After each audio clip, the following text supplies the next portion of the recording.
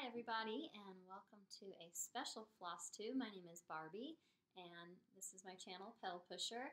I'm the designer under the same name. You can find me on Etsy and at your local needlework store.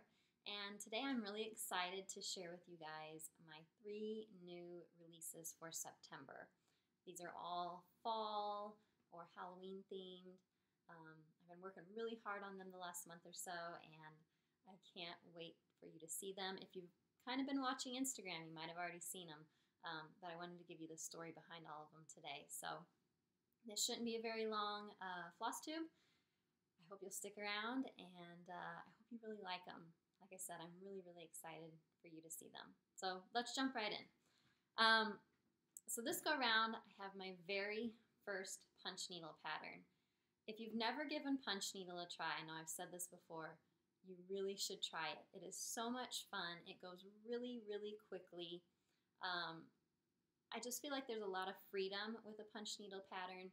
It's easier maybe to change colors or try new things because if you make a mistake, it pulls right out really easily.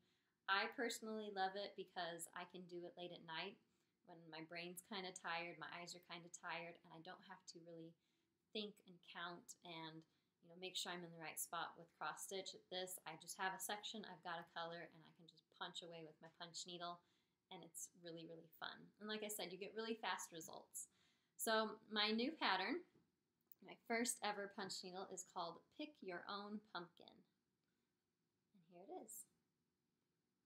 So you can see it's small. Didn't want to start too wild and crazy here. This is totally doable for a beginner. So if you are maybe wanting to try punch needle, this would be a great design. It doesn't use very many colors, pretty big, easy shapes to fill in, and like I said, something very small and manageable to start with.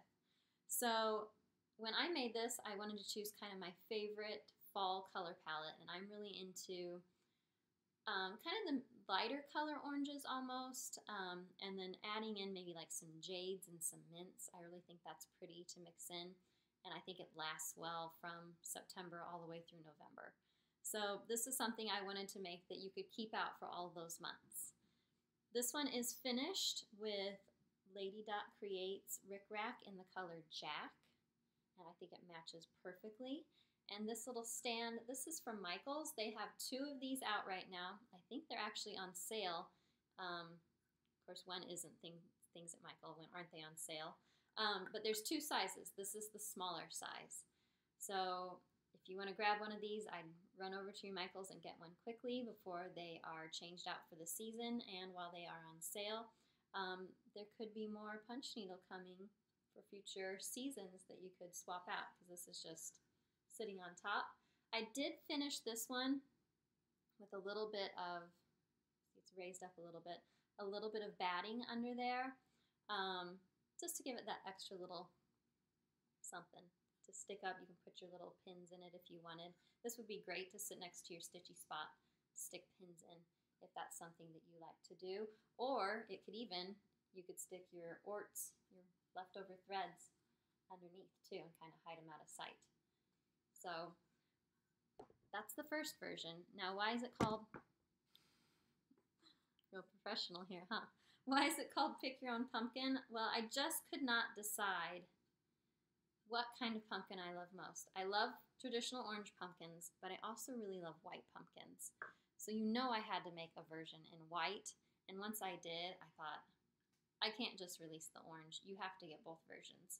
So I wanted to finish it a different way too, just to show you some options. So here is the other version you will get. Again, Pick Your Own Pumpkin punch needle, but this time in the white color palette. It does use a lot of the same threads, and each one of these designs you only would need 1 skein of DMC per color. So I never had to use 2 in one design. This one I also finished off with Lady Dot Creates twill tape in the color Boo. And this board might look familiar to you. This is one of those boards I hope you snatched up this fall for fall decorations from Hobby Lobby. It's one of those little, hope I say it right, charcuterie boards. Now you'll notice the color is a little different. I took some brown craft paint that I had and kind of did a dry brush technique. I just kind of painted it on and then grabbed instantly a paper towel and wiped it off. And it basically acted as a stain and made my board a darker brown color. I just preferred that with my ribbon, but you could definitely leave it the color it came as. So that is a second option for finishing. These are punched on weaver's cloth, which is, I think it's called weaver's cloth. Shows you how new I am to punch needle. But whatever the standard cloth is for punch needle, that's what I used. So you get both colorways, and you get to pick your own pumpkin. So I hope you guys like that, and I hope maybe some new people will try punch needle because of that. Okay, that's number one. Ready for number two? So my next design kind of came out of a funny conversation that I was having with some family members on the way back from Nashville Market this year. We were talking about how everyone at Market was just so incredibly friendly, and something was said about, yeah, none of those ladies were witches at all. And for some reason, the phrase witches make stitches popped into my head, and I just had to make something with that. So this was born out of that. This is called Witches Make Stitches. And here we have it. So as you can see, our lovely witch friend here is sitting down in the evening. She's cozied up by the fire. She's put her broomstick down for the night. She's got her bottles of potions or remedies up there on the mantle. Her favorite kitty is curled up nice and cozy there taking a nap. And she has got her hoop in front of her ready to stitch the evening away. I love how this turned out. I think it's so fun. I love the colors that are used in here. So there's a lot of DMC, and I will provide a conversion for anything that's not DMC. I did use a couple overdyes just to kind of give a mottled effect here in the fireplace, in the dress and the chair, and especially in this rug. I love how that rug turned out. So I don't know if this is a term or not, but maybe I'm going to invent it here. I like to call it contour stitching. So when I stitch with a variegated floss of any kind, I really think about, well, what is the shape that I am trying to bring that shading to? So for instance, on this dress, when I stitched it, I would start on her lap and follow it down, and then I'd go back up and down, kind of like the folds of the dress, thinking how it would lay. For the rug here, I wanted it to look like a braided rug, so I went around the outside and then around and around and around and around. And I really think it gives it that effect. So just something to consider when you're using a floss like that, just to bring a little bit more dimension to your stitching. So here's the colors I used. I used 4 Weeks Dye Works. They are Pelican Gray, Rust, Hunter, and Butterscotch. Just lovely. And then the other two I used for the rug was Cinders by Gentle Art and Succulent by Color and Cotton. Is one of those beautiful stones in the fireplace. So like I said, I will have DMC. If you can only get one variegated, I would say definitely get it for the rug because it makes it. Now I finished mine. It's funny how sometimes as a designer you're stitching something, a story kind of comes about. So as I was stitching this, I kept thinking about this witch. And since this is her sitting down to stitch for the night, I thought what better way to finish it than on her own little sewing box. So I just attached this to the lid here. I used Lady Dot Creates pom-pom trim in licorice. And this box is from Hobby Lobby.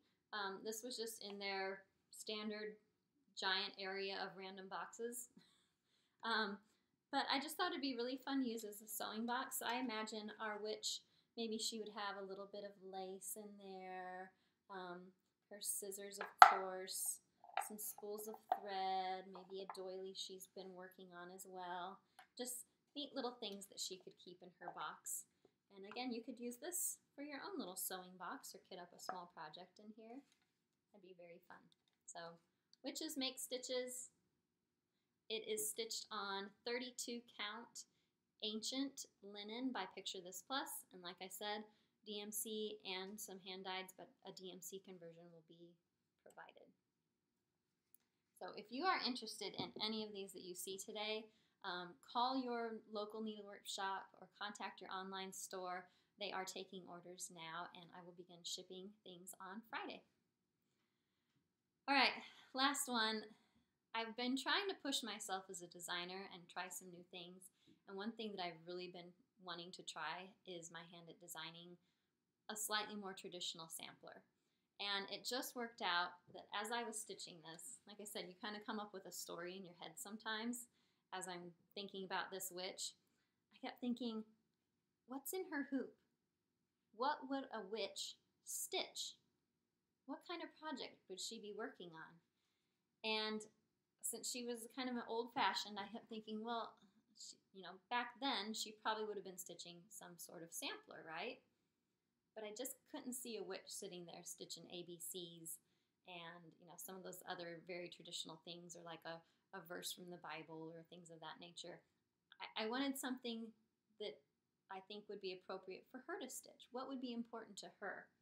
And so I had to design this sampler. It wasn't, I thought about maybe doing it. It became a I have to. If nothing else, just for me, because it completes the story for me. So, after a while, I was kind of trying to figure out, well, who is she? What does she do? What's important? And this is what I came up with. So it's a faux reproduction sampler. And here it is. So this is called Louise Holden, 1837, a witch's sampler. And as you can see, it uses a lot of traditional sampler styles and motifs, but kind of in a little bit different way. Before I forget, it is stitched all in DMC threads. You could definitely sub out your very favorite variegated flosses for anything, but I wanted to see if I could just do it in DMC. I think it turned out really well. It is stitched on 32 count fawn linen by Picture This Plus again, which the color is just beautiful and perfect. It just gives it that little bit of an aged appearance. And the phrase on here says, "With skilled hands and strong wills, use thy nature to mend thy ills." So I thought that that would maybe be something that maybe a witch or a healer, maybe she's kind of herbalist type of person, that might be a good mantra that they might have on their sampler. And then everything that's on here is things that are medicinal plants. So we've got marigolds at the top, we've got echinacea or coneflowers, mint, oak, cattails. You can't believe all the things cattails are useful for. I looked it up. Birch. We've got cranberries, blueberries, and lamb's ear all through the middle. I love that it is a little bit more of a primitive color palette than maybe what I'm used to. I do tend to like brighter colors, but it does have a little bit of that bright, modern look to it here and there, with still being, I feel like it's a little bit modern and a little bit primitive, if that makes sense.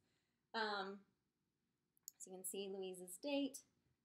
It's got a little fun border around it that's not too tedious to stitch. It went pretty quickly. I just absolutely love how this turned out. You could definitely, even though it's kind of, since it's a witch's sampler, you could maybe think of it as more Halloween, but this could definitely be up year-round. There's nothing about it that screams Halloween only. So anyway, there's my sampler. I love it. I hope you do. I hope I'm not forgetting something important to tell you about it. I don't think so. So yeah, I hope you enjoyed my 3 new releases. I've been so excited to share them with you. And if, like I said, you see anything that you would like, please contact your LNS, let them know. I will have them available in my Etsy shop possibly this weekend. We'll see how things go. But yes, I will start shipping to your stores on Friday, so be ready. Thank you so much for watching, and I'll see you guys the next time. Bye!